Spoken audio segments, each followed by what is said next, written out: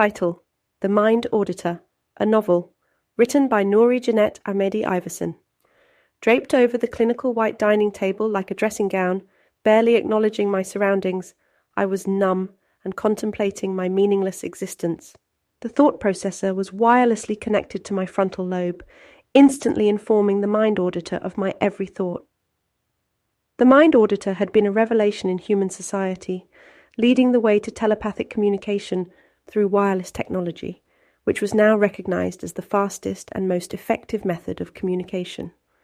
However, the downside was that every interaction was intercepted by the mind auditor, making freedom of thought a relic of history.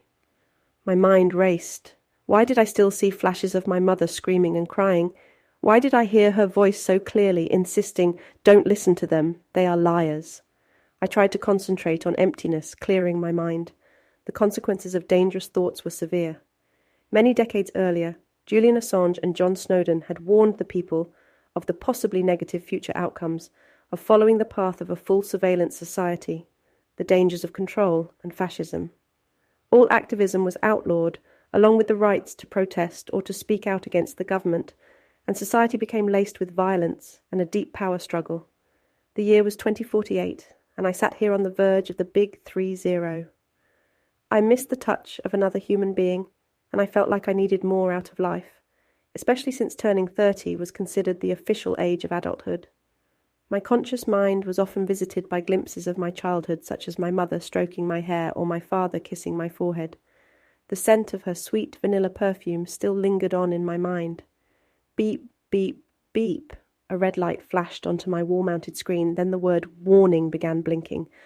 The voice of the mind auditor echoed in my head, warning me, "Dangerous thoughts are detrimental to society's safety. Please refrain from thinking about the past." I then heard white noise and another voice at the end of the line, a deep, husky female voice. "Wait, I'm coming. Stay calm and clear your thoughts." I had seconds to clear my mind and regain my composure as I wondered, who was this and what was going on? Quickly, I forced myself to focus on the mundane tasks for the day, watch the allocated hour of adverts, and then shop. Forced consumerism was now the job most humans survived on. State-controlled programming and watching adverts for rewards had become a part of everyday life. I commanded the screen to display the advertisements.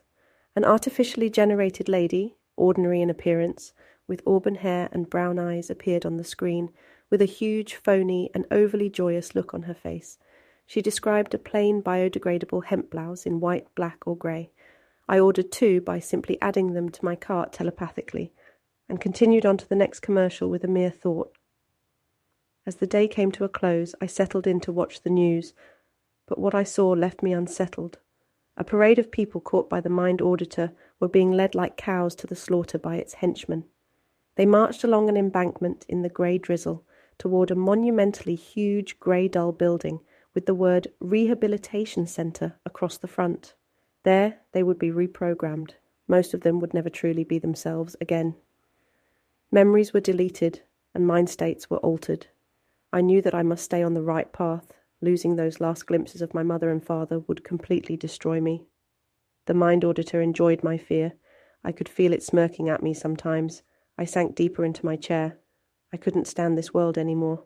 Suddenly, the room became dark. The electricity was out.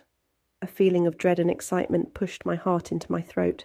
It was beating so loud I could see it move my chest. During my childhood, when the great energy disaster happened, we had years of blackouts, but that was before we had figured out fusion. Electricity was now abundant and eternal. I felt like a rock. I couldn't move for what seemed like minutes. I heard a loud cracking and a bang. Someone dressed in black, I could barely make out their silhouette, moved towards me. Suddenly adrenaline kicked me in the gut. I could barely even feel my body. I was floating. "Quickly, come with me, we haven't got much time." That voice. I knew that voice. Could it be? "Who are you?" I managed to spurt out. "Where are you taking me?" That voice. That was the voice I had heard earlier. Who was this woman? I dared not question her motives. I just followed her instructions blindly, holding on to her and moving quickly back toward the door she had come through.